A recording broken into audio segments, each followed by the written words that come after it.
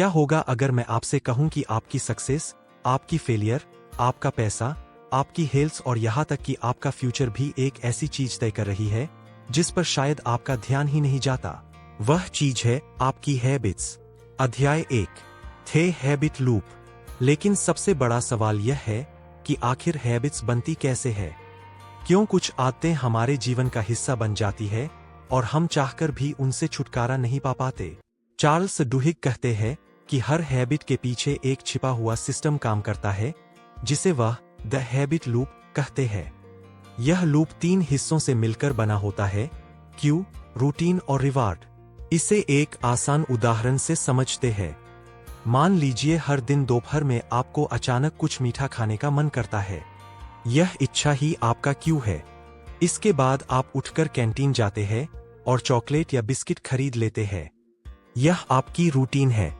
फिर उसे खाने के बाद जो खुशी या संतुष्टि महसूस होती है वह आपका रिवार्ड है।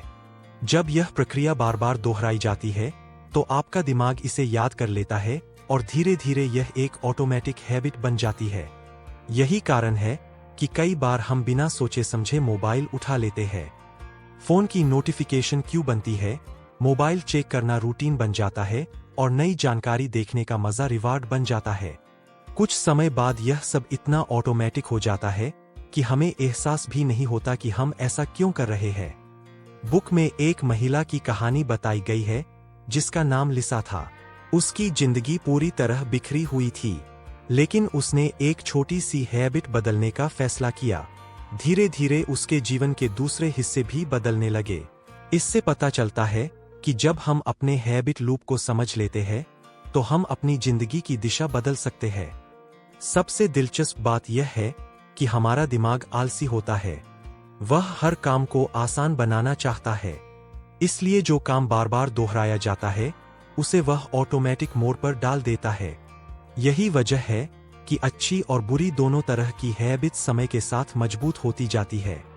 इस अध्याय का सबसे बड़ा लेसन यह है कि अगर आप किसी हैबिट को बदलना चाहते हैं तो सिर्फ अपनी इच्छाशक्ति पर भरोसा मत कीजिए। पहले उसके क्यू को पहचानिए और उसके पीछे छिपे रिवार्ड को समझिए, क्योंकि जब तक आप यह नहीं समझेंगे कि आपकी हैबिट शुरू क्यों होती है और आपको उससे क्या मिलता है, तब तक उसे बदलना बहुत मुश्किल होगा। और अब जब आप समझ चुके हैं कि हर हैबिट के पीछे एक लूप काम करता है, तो अगले अध्याय में हम जानेंगे कि आखिर ऐसी कौन सी ताकत है जो इस लूप को बार बार चलाती रहती है और हमें किसी आदत का आदी बना देती है। वही ताकत है क्रेविंग।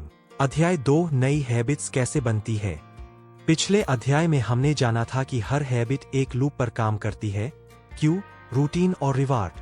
लेकिन अब सबसे बड़ा सवाल यह है कि अगर कोई हैबिट हमारी जिंदगी को नुकसान पहुंचा रही हो तो क्या हम उसे हमेशा के लिए खत्म कर सकते हैं? चार्ल्स डुहिग का जवाब है नहीं। हैबिट्स पूरी तरह मिटती नहीं है, लेकिन उन्हें बदला जा सकता है। यही वह बात है जिसे समझना ज्यादातर लोग मिस कर देते हैं। जब कोई व्यक्ति स्मोकिंग छोड़ने, ज्यादा जंक फूड खाने की आदत छोड़ने या घंटों सोशल मीडिया पर समय बर्बाद करना छोड़ने की कोशिश करता है तो वह सिर्फ उस आदत को रोकने पर फोकस करता है, लेकिन उसका दिमाग अभी भी उसी क्यू और उसी रिवार्ड को खोज रहा होता है। यही कारण है कि ज्यादातर लोग कुछ दिनों बाद फिर पुरानी आदत में लौट जाते हैं। चार्ल्स डुहिग बताते हैं कि पुरानी हैबिट को खत्म करने की कोशिश करने के बजाय उसकी जगह एक नई और बेहतर हैबिट रखनी चाहिए। क्यू वही रहेगा, रिवार्ड भी लगभग वही रहेगा, लेकिन रूटीन बदल जाएगी। मान लीजिए किसी व्यक्ति को तनाव होने पर सिगरेट पीने की आदत है। तनाव उसका क्यू है और आराम महसूस करना उसका रिवार्ड। अगर वह सिर्फ सिगरेट छोड़ने की कोशिश करेगा तो सफलता मुश्किल होगी, लेकिन अगर हर बार तनाव होने पर वह 5 मिनट टहलने लगे, गहरी सांस ले या किसी दोस्त से बात करे, तो धीरे धीरे नई रूटीन पुरानी रूटीन की जगह लेने लगेगी। इसका एक शानदार उदाहरण दुनिया के मशहूर खिलाड़ी माइकल जॉर्डन के करियर में भी देखा जा सकता है। वह जन्म से महान खिलाड़ी नहीं थे। उन्होंने हजारों घंटों तक एक ही स्किल का अभ्यास किया। बार बार दोहराव ने उनकी मेहनत को हैबिट में बदल दिया। जब अभ्यास आदत बन गया, तब उत्कृष्ट प्रदर्शन उनके लिए स्वाभाविक हो गया। यही वजह है कि इच्छाशक्ति बहुत महत्वपूर्ण है। शुरुआत में नई हैबिट थोड़ी मुश्किल लगती है, क्योंकि दिमाग पुरानी रूटीन की तरफ भागता है। लेकिन हर बार जब आप सही फैसला लेते हैं तो आपका दिमाग एक नया रास्ता बनाना शुरू कर देता है, और जितना ज्यादा दोहराव होगा वह रास्ता उतना ही मजबूत होता जाएगा। सोचिए, अगर आप रोज सिर्फ 10 पेज पढ़ते हैं तो शुरुआत में यह एक छोटा सा प्रयास लगेगा, लेकिन कुछ महीनों बाद पढ़ना आपकी पहचान का हिस्सा बन जाएगा। यही हैबिट्स की असली ताकत है। छोटे छोटे कदम समय के साथ असाधारण परिणाम पैदा करते हैं। इस अध्याय का सबसे बड़ा लेसन यह है कि बुरी हैबिट्स से लड़ने की कोशिश मत कीजिए, उनकी जगह बेहतर हैबिट्स बनाइए, क्योंकि खाली जगह ज्यादा समय तक खाली नहीं रहती। अगर आप पुरानी रूटीन को नहीं बदलेंगे तो वह किसी न किसी रूप में वापस आ जाएगी। और अब जब हम समझ चुके हैं कि नई हैबिट्स कैसे बनाई जाती है, तो अगले अध्याय में हम उस शक्ति के बारे में जानेंगे जो हर अच्छी या बुरी हैबिट को मजबूत बनाती है। वह शक्ति है विल पावर, क्योंकि बिना विल पावर के कोई भी हैबिट लंबे समय तक टिक नहीं सकती। अध्याय 3 विल पावर की शक्ति। पिछले अध्याय में हमने जाना था कि बुरी हैबिट्स को खत्म नहीं किया जा सकता, लेकिन उनकी जगह नई और बेहतर हैबिट्स बनाई जा सकती है। लेकिन यहाँ एक नई समस्या सामने आती है। जब आप नई हैबिट शुरू करते हैं तो पहले कुछ दिन सब अच्छा चलता है, फिर अचानक आपका मन कहता है आज रहने दो, कल से शुरू करेंगे, और यहीं पर ज्यादातर लोगों की जर्नी खत्म हो जाती है। सवाल यह है कि कुछ लोग इस आवाज को नजरअंदाज करके आगे कैसे बढ़ जाते हैं। इसका जवाब है विल पावर। चार्ल्स डुहिग बताते हैं कि विल पावर कोई जन्मजात टैलेंट नहीं है, यह एक मसल की तरह है। जिस तरह जिम में बार बार एक्सरसाइज करने से शरीर मजबूत होता है, उसी तरह रोज छोटे छोटे डिसिप्लिन वाले फैसले लेने से विल पावर मजबूत होती है। इसे समझने के लिए एक कहानी देखते हैं। एक समय था जब एक युवा लड़का हर सुबह आराम से सोना पसंद करता था, लेकिन उसका सपना दुनिया का सबसे महान बास्केटबॉल खिलाड़ी बनना था। इसलिए जब बाकी लोग सो रहे होते थे, वह सुबह उठकर प्रैक्टिस कर रहा होता था। वह लड़का आगे चलकर माइकल जॉर्डन बना। लोगों ने उसकी सफलता देखी, लेकिन उसके पीछे छिपी हजारों सुबहों की डिसिप्लिन नहीं देखी। उसकी असली ताकत टैलेंट नहीं, बल्कि मजबूत विल पावर थी। यही बात हमारी जिंदगी पर भी लागू होती है। जब आप सुबह अलार्म बजने के बाद तुरंत उठते हैं, जब आप मोबाइल स्क्रॉल करने के बजाय किताब पढ़ते हैं, जब आप जंक फूड की जगह हेल्दी खाना चुनते हैं, तब आप सिर्फ एक फैसला नहीं ले रहे होते, आप अपनी विल पावर को ट्रेन कर रहे होते हैं। लेकिन यहाँ एक दिलचस्प बात है, विल पावर सीमित भी होती है। अगर आप पूरे दिन लगातार खुद को कंट्रोल करते रहेंगे तो शाम तक आपकी मानसिक ऊर्जा कम हो सकती है। इसलिए सफल लोग हर चीज विल पावर पर नहीं छोड़ते, वे ऐसी हैबिट्स बनाते हैं जो सही काम को आसान बना दें। यही वजह है कि हमने पिछले अध्याय में हैबिट्स की ताकत के बारे में सीखा था। धीरे धीरे हमारी कहानी अब साफ होने लगी है। पहले हमने समझा कि हर हैबिट एक लूप पर काम करती है, फिर हमने सीखा कि पुरानी हैबिट को नई हैबिट से बदला जा सकता है। अध्याय 4 कीस्टोन हैबिट्स। पिछले अध्याय में हमने जाना था कि नई हैबिट्स बनाने के लिए विल पावर की जरूरत होती है। लेकिन अब सवाल यह है कि अगर आपकी जिंदगी में 10 अलग अलग समस्याएं हैं, तो क्या आपको 10 अलग अलग हैबिट्स बदलनी होंगी? चार्ल्स डुहिग कहते हैं, जरूरी नहीं, क्योंकि कुछ हैबिट्स ऐसी होती है जो अकेले ही बाकी कई चीजों को बदलने की ताकत रखती है। इन्हें कहा जाता है कीस्टोन हैबिट्स। कीस्टोन हैबिट्स ऐसी आदतें होती है जो आपकी जिंदगी में एक पॉजिटिव चेन रिएक्शन शुरू कर देती है। यानी आप एक चीज बदलते हैं और उसके असर से कई दूसरी चीजें अपने आप बेहतर होने लगती है। इस बात को समझने के लिए एक साधारण उदाहरण लेते हैं।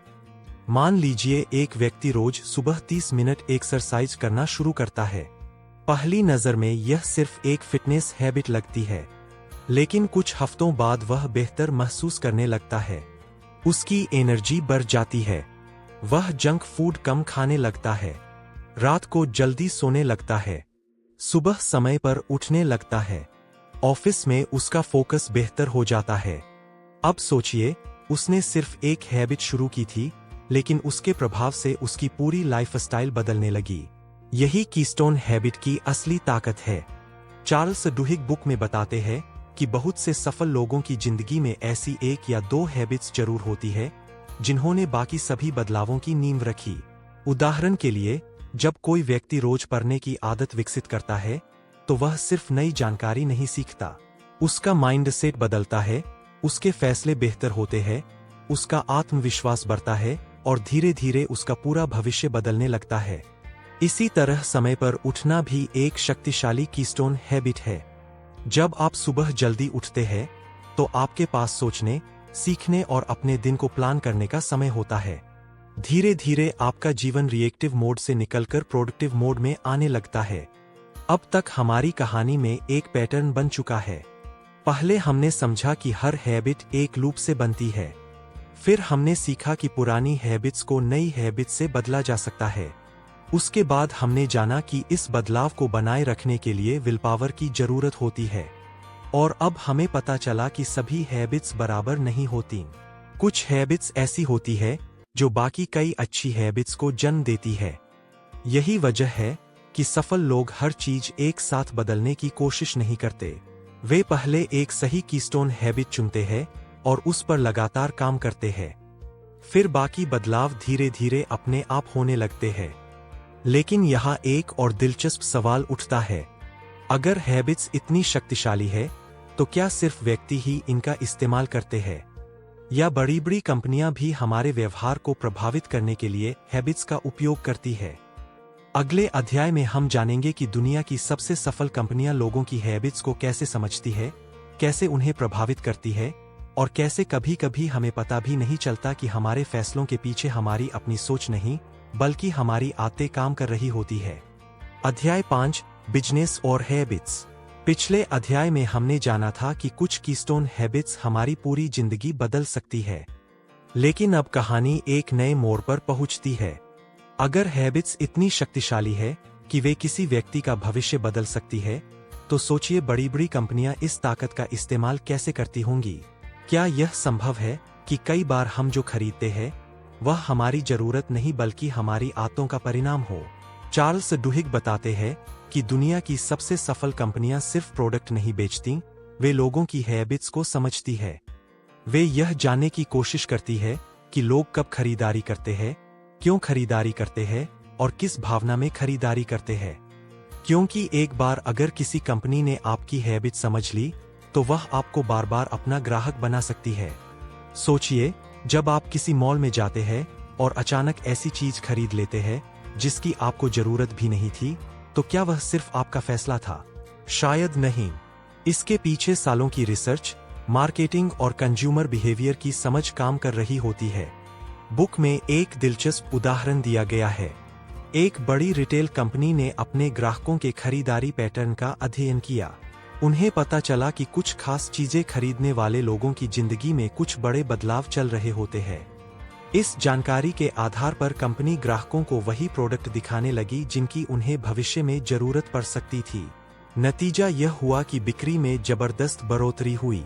यही वजह है कि जब आप किसी ऑनलाइन स्टोर पर एक प्रोडक्ट देखते हैं तो कुछ समय बाद उसी तरह के विज्ञापन हर जगह दिखाई देने लगते हैं। यह कोई संयोग नहीं है। कंपनियां आपकी आदतों और पसंद को समझकर आपको वही दिखाती है जिसे देखने की संभावना सबसे ज्यादा होती है। और यहीं से कहानी का अगला अध्याय शुरू होता है। क्योंकि अगर एक व्यक्ति की हैबिट्स होती है और ग्राहकों की भी हैबिट्स होती है, तो क्या पूरी की पूरी कंपनियों और संस्थाओं की भी अपनी हैबिट्स होती है? अगले अध्याय में हम जानेंगे कि बड़ी ऑर्गेनाइजेशंस और टीमें कैसे अपनी सामूहिक हैबिट्स बनाती है और कैसे वही हैबिट्स उनकी सफलता या असफलता का कारण बन जाती है। अध्याय 6, ऑर्गेनाइजेशंस की हैबिट्स। पिछले अध्याय में हमने देखा था कि कंपनियां ग्राहकों की हैबिट्स को समझकर अपने बिजनेस को बढ़ाती है। लेकिन अब एक और दिलचस्प सवाल सामने आता है। अगर लोगों की हैबिट्स होती है, तो क्या पूरी की पूरी कंपनियों, टीमों और ऑर्गेनाइजेशंस की भी हैबिट्स हो सकती है? चार्ल्स डुहिग का जवाब है, बिल्कुल हो सकती है। और कई बार किसी कंपनी की सफलता या असफलता उसके लोगों की टैलेंट से नहीं, बल्कि उसकी ऑर्गेनाइजेशनल हैबिट से तय होती है। सोचिए, एक बड़ी कंपनी में हजारों लोग काम कर रहे हैं। हर व्यक्ति अलग है, उसकी सोच अलग है, उसका व्यवहार अलग है। फिर भी कंपनी एक सिस्टम की तरह कैसे चलती है? इसका कारण है रूटीन, प्रोसेस और ऑर्गेनाइजेशनल हैबिट्स। जब कोई नया कर्मचारी किसी कंपनी में शामिल होता है तो धीरे धीरे वह भी उसी तरीके से काम करना शुरू कर देता है जिस तरह पूरी टीम काम करती है। अगर कंपनी की संस्कृति समय की पाबंदी, जिम्मेदारी और सहयोग पर आधारित है तो नए लोग भी वैसा ही व्यवहार अपनाने लगते हैं। लेकिन अगर संगठन में लापरवाही, बहानेबाजी और खराब कम्युनिकेशन की आदतें हैं तो वे भी पूरे सिस्टम में फैलने लगती है। बुक में चार्ल्स डुहिग बताते हैं कि कई महान कंपनियों ने अपनी सफलता का आधार शानदार ऑर्गेनाइजेशनल हैबिट्स को बनाया। उन्होंने ऐसे सिस्टम बनाए जहां सही फैसले लेना आसान हो और गलतियों से सीखना एक सामान्य प्रक्रिया हो। समय के साथ यही आदतें उनकी सबसे बड़ी ताकत बन गईं। इसे एक स्पोर्ट्स टीम के उदाहरण से समझिए। जब कोई टीम लगातार जीतती है तो सिर्फ इसलिए नहीं कि उसके पास अच्छे खिलाड़ी हैं। असली कारण यह होता है कि उनके पास एक मजबूत सिस्टम होता है। रोज की प्रैक्टिस, स्पष्ट जिम्मेदारियां, सही कम्युनिकेशन और एक साझा लक्ष्य। यही छोटी छोटी आदतें मिलकर बड़े परिणाम पैदा करती है। और यही बात हमारी व्यक्तिगत जिंदगी पर भी लागू होती है। अगर आपकी सुबह की रूटीन व्यवस्थित है, अगर आपके काम करने का तरीका तय है, अगर आपके पास सीखने और सुधारने की प्रक्रिया है, तो आपकी सफलता किसी एक दिन की मेहनत पर नहीं बल्कि एक मजबूत सिस्टम पर आधारित होगी। अब तक हमारी कहानी हमें एक बड़ी तस्वीर दिखा चुकी है। पहले हमने हैबिट लूप को समझा, फिर सीखा कि पुरानी हैबिट्स को कैसे बदला जाए, उसके बाद विल पावर की ताकत को जाना, फिर कीस्टोन हैबिट्स का प्रभाव देखा और अब समझा कि सिर्फ व्यक्ति ही नहीं बल्कि पूरी ऑर्गेनाइजेशंस भी अपनी हैबिट्स के आधार पर सफल या असफल होती है। लेकिन यहाँ एक बहुत महत्वपूर्ण सवाल बचता है। अगर किसी व्यक्ति की जिंदगी बिखर चुकी हो, अगर किसी कंपनी का सिस्टम टूट चुका हो या अगर कोई लंबे समय से गलत आदतों में फंसा हो, तो क्या सच में बदलाव संभव है? अगले अध्याय में हम इसी सवाल का जवाब खोजेंगे, क्योंकि चार्ल्स डुहिग के अनुसार हर बड़ा परिवर्तन एक चीज से शुरू होता है, यह विश्वास की बदलाव संभव है। और यही विश्वास किसी भी नई शुरुआत की पहली सीढ़ी बनता है। अध्याय 7, परिवर्तन कैसे होता है। पिछले अध्याय में हमने जाना था कि व्यक्ति हो, टीम हो या कोई बड़ी ऑर्गेनाइजेशन, सभी अपनी हैबिट्स और सिस्टम्स के अनुसार काम करते हैं। लेकिन अब हम इस पूरी किताब के सबसे महत्वपूर्ण सवाल पर पहुंच चुके हैं। अगर कोई व्यक्ति सालों से गलत आदतों में फंसा हो, अगर उसकी जिंदगी बिखरी हुई हो, अगर उसने खुद से उम्मीद खो दी हो, तो क्या वह सच में बदल सकता है? चार्ल्स डुहिग कहते हैं, हाँ, लेकिन बदलाव की शुरुआत किसी नई हैबिट से नहीं होती। बदलाव की शुरुआत एक विश्वास से होती है। यह विश्वास कि मैं बदल सकता हूँ। यही वह बिंदु है जहां ज्यादातर लोग हार मान लेते हैं। वे सोचते हैं कि उनका स्वभाव ऐसा ही है, उनकी किस्मत ऐसी ही है या उनकी आदतें कभी नहीं बदलेंगी। लेकिन सच्चाई यह है कि जब तक इंसान खुद पर विश्वास नहीं करता, तब तक दुनिया की कोई भी तकनीक, कोई भी किताब और कोई भी सलाह उसकी मदद नहीं कर सकती। बुक में कई ऐसे लोगों की कहानियां हैं जिन्होंने अपनी जिंदगी के सबसे अंधेरे दौर से बाहर निकलकर खुद को पूरी तरह बदल दिया। लेकिन उनमें एक बात समान थी, उन्होंने सबसे पहले यह मान लिया था कि बदलाव संभव है। शायद तुरंत नहीं, शायद आसान नहीं, लेकिन संभव जरूर है। इसे एक बीज की तरह समझिए। अगर आप एक बीज को जमीन में डालते हैं तो अगले दिन पेड़ नहीं उगता। कुछ दिनों तक आपको कोई बदलाव दिखाई भी नहीं देता, लेकिन जमीन के नीचे जड़ें बन रही होती है। उसी तरह जब आप अपनी जिंदगी में नई हैबिट्स अपनाते हैं तो शुरुआत में परिणाम दिखाई नहीं देते। कई बार आपको लगता है कि आपकी मेहनत बेकार जा रही है, लेकिन वास्तव में बदलाव अंदर ही अंदर बन रहा होता है। यही कारण है कि सकारात्मक वातावरण इतना महत्वपूर्ण होता है। अगर आपके आसपास ऐसे लोग हैं जो आपको आगे बढ़ने के लिए प्रेरित करते हैं, जो आपकी गलतियों पर आपका मजाक उड़ाने के बजाय आपका साथ देते हैं, तो बदलाव आसान हो जाता है। लेकिन अगर आपका वातावरण लगातार आपको पीछे खींच रहा है, तो सबसे मजबूत विल पावर भी कमजोर पड़ सकती है। इसलिए सफल लोग सिर्फ अपनी हैबिट्स नहीं बदलते, वे अपना वातावरण भी बदलते हैं।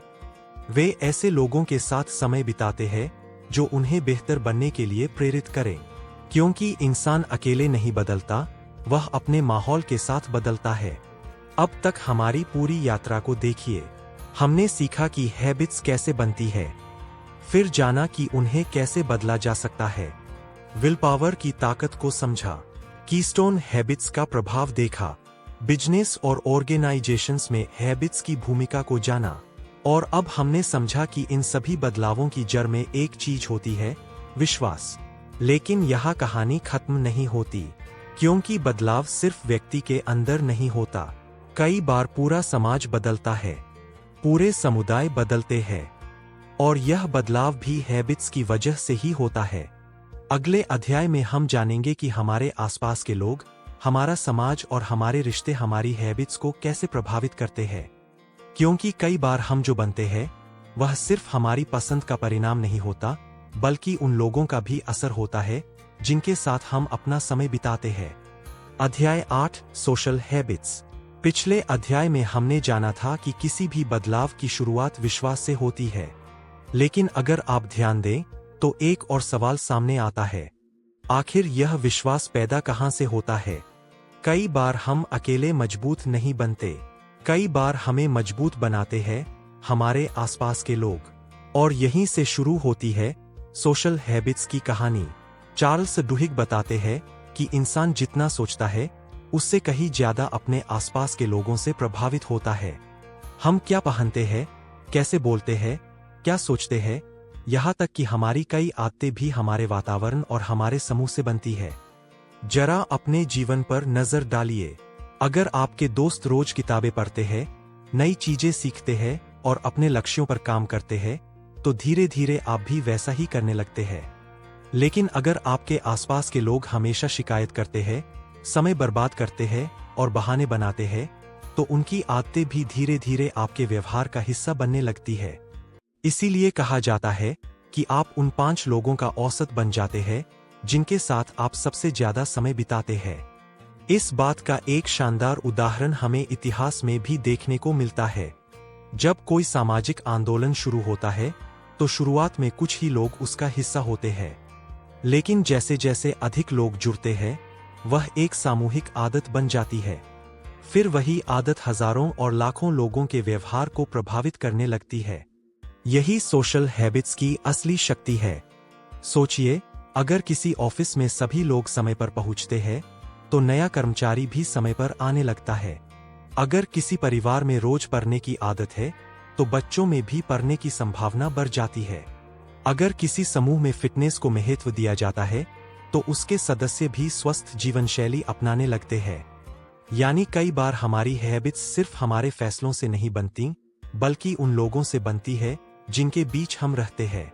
अब तक हमारी कहानी हमें एक गहरी सच्चाई तक लेकर आई है।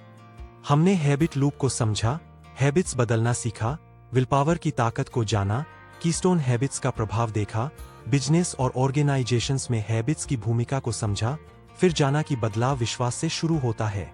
और अब हमने यह भी देख लिया कि हमारे आसपास के लोग उस बदलाव को मजबूत भी कर सकते हैं और कमजोर भी। यही कारण है कि सफल लोग सिर्फ अपने लक्ष्यों का चुनाव नहीं करते, वे अपने वातावरण और अपने लोगों का भी चुनाव करते हैं। क्योंकि सही संगति कई बार वह काम कर देती है जो अकेली इच्छाशक्ति नहीं कर पाती।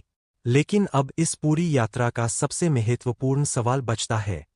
अगर हैबिट्स हमारी जिंदगी, हमारे रिश्ते, हमारे फैसले और यहाँ तक कि हमारे समाज को भी प्रभावित करती है, तो लंबे समय में उनका वास्तविक प्रभाव क्या होता है? अगले और अंतिम अध्याय में हम जानेंगे कि कैसे छोटी छोटी दैनिक आदतें समय के साथ हमारी पूरी जिंदगी की दिशा तय कर देती है, और क्यों सफलता या असफलता अक्सर किसी एक बड़े फैसले का नहीं, बल्कि हजारों छोटे छोटे फैसलों का परिणाम होती है। यह अंतिम अध्याय की स्क्रिप्ट है। अध्याय 9, हैबिट्स का प्रभाव। पिछले अध्याय में हमने जाना था कि हमारे आसपास के लोग हमारी हैबिट्स को कितना प्रभावित करते हैं। लेकिन अब हम इस पूरी यात्रा के आखिरी पड़ाव पर पहुंच चुके हैं, और यहाँ एक ऐसा सवाल हमारा इंतजार कर रहा है जो शायद इस किताब का सबसे महत्वपूर्ण सवाल है। आखिर कुछ लोग समय के साथ असाधारण सफलता कैसे हासिल कर लेते हैं, जबकि दूसरे लोग सालों तक मेहनत करने के बाद भी वहीं के वहीं रह जाते हैं। चार्ल्स डुहिग कहते हैं कि इसका जवाब किसी एक बड़े फैसले में नहीं, बल्कि उन छोटी छोटी हैबिट्स में छिपा है जिन्हें हम हर दिन दोहराते हैं। सोचिए, अगर एक व्यक्ति रोज सिर्फ 10 पेज पढ़ता है और दूसरा व्यक्ति रोज 10 पेज नहीं पढ़ता, एक दिन में दोनों के बीच कोई बड़ा अंतर दिखाई नहीं देगा। एक हफ्ते बाद भी शायद कुछ खास फर्क न दिखे। लेकिन अगर यही प्रक्रिया 1 साल तक चलती रहे, तो पहला व्यक्ति हजारों पेज पढ़ चुका होगा, नई स्किल्स सीख चुका होगा और उसका माइंडसेट पूरी तरह बदल चुका होगा। यही है छोटी हैबिट्स का कंपाउंड इफेक्ट। इसे बैंक अकाउंट की तरह समझिए। जब आप रोज थोड़ा थोड़ा पैसा जमा करते हैं, तो शुरुआत में रकम बहुत छोटी लगती है, लेकिन समय के साथ वही छोटी रकम बड़ी संपत्ति में बदल जाती है। ठीक यही नियम हैबिट्स पर भी लागू होता है। हर दिन का छोटा सुधार भविष्य में बड़े बदलाव पैदा करता है। लेकिन यही नियम असफलता पर भी लागू होता है।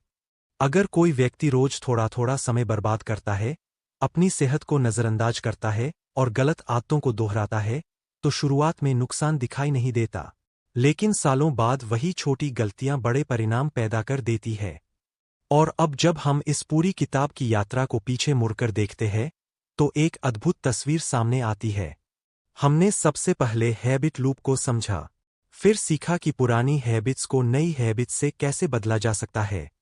हमने विलपावर की शक्ति को जाना, कीस्टोन हैबिट्स का प्रभाव देखा, बिजनेस और ऑर्गेनाइजेशंस में हैबिट्स की भूमिका को समझा, बदलाव के पीछे विश्वास की ताकत को पहचाना और सोशल हैबिट्स के प्रभाव को भी जाना। इन सभी अध्यायों का सार एक ही जगह आकर मिलता है। आपकी जिंदगी किसी एक बड़े निर्णय से नहीं बनती। आपकी जिंदगी उन छोटे निर्णयों से बनती है, जिन्हें आप हर दिन दोहराते हैं। इस किताब का सबसे बड़ा संदेश है, अपनी हैबिट्स को पहचानिए, उनके क्यू, रूटीन और रिवार्ड को समझिए। बुरी हैबिट्स की जगह अच्छी हैबिट्स डालिए। अपनी विलपावर को मजबूत बनाइए। और सबसे महत्वपूर्ण, छोटे सुधारों को कभी कम मत आंकिए, क्योंकि आखिर में आपका भविष्य किसी एक दिन की मेहनत से नहीं बनेगा। आपका भविष्य उन हैबिट से बनेगा जिन्हें आप आज चुनते हैं, कल दोहराते हैं और फिर पूरी जिंदगी जीते हैं। एक पंक्ति में इस पूरी किताब का संदेश है, आपका फ्यूचर आपकी रोज की हैबिट से बनता है, न कि कभी कभार किए गए बड़े कामों से। और यही है द पावर ऑफ हैबिट की असली शक्ति।